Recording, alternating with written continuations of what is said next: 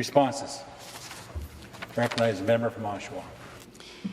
Thank you, Speaker. I want to take the opportunity as the infrastructure critic for the official opposition to respond to this Minister of Infrastructure. I think the overall lack of transparency with infrastructure procurement is a big issue. The government is spending tens of billions of public dollars on much-needed infrastructure, and yet basic information like the approved budget, project budget, scope, service standards, etc., are routinely kept secret from the public. If we're lucky, there may be a project business case published showing a preferred design option, but that option may not be what is ultimately delivered. For example, right before the Ford government signed the contract for the Huron-Ontario LRT, the line's loop connection to downtown Mississauga was suddenly cut with no explanation. Now, with the P3 contract signed, the Premier has told Mississauga voters that he'll bring back the loop. But if he really supports the loop, why did he let it go and get cut in the first place? The opacity of P3 procurement is especially bad. There have been unexplained delays and cost overruns. Bidders have dropped out of the procurement process for undisclosed reasons, and we can never get a straight answer about what is going on behind the curtain, where Infrastructure Ontario's private consultants could cut secret deals with infrastructure investors and their private consultants. With all this opacity and no public accountability, it's no surprise that infrastructure costs keep going up with no explanation. According to a 2020 RCCAO report, the per-kilometre costs of subway construction have doubled under the Ford government, which took subway planning and procurement away from the TTC and gave it to Metrolinx and IO to be procured as P3s.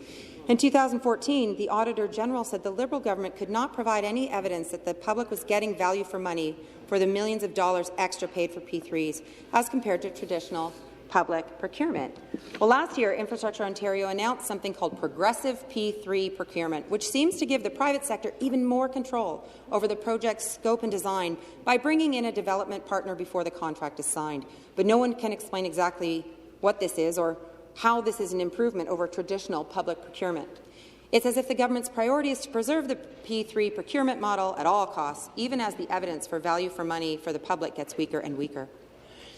This government is talking a lot about its investment in broadband, and $4 billion is a lot of money. But you will forgive me for my cynicism when this is the same government that has left money earmarked for broadband unspent from the past few budgets.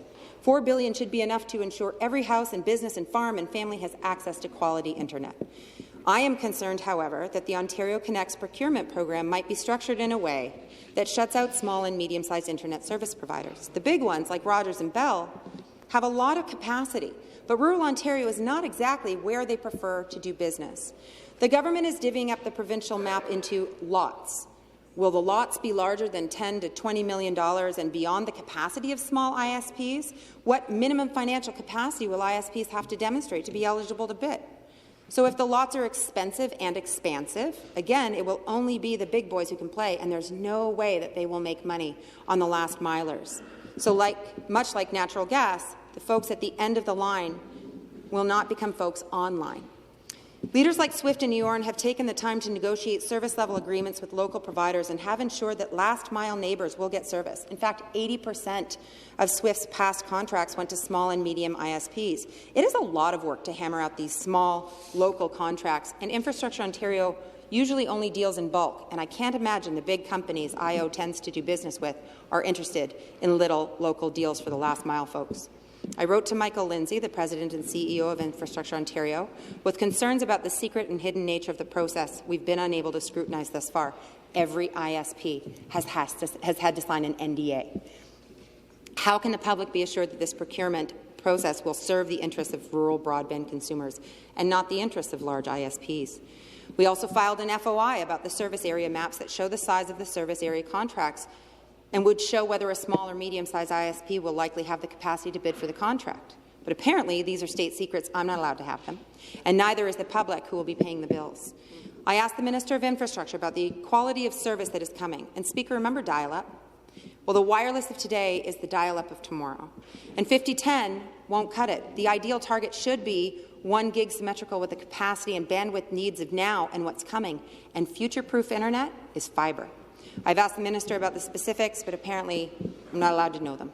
And the people of Ontario will eventually get to know after all the deals are done and it's too late for changes. Maybe things will work out, or maybe this government will do to rural broadband what previous governments did to rural hydro, sticking them with skyrocketing costs and unreliable service.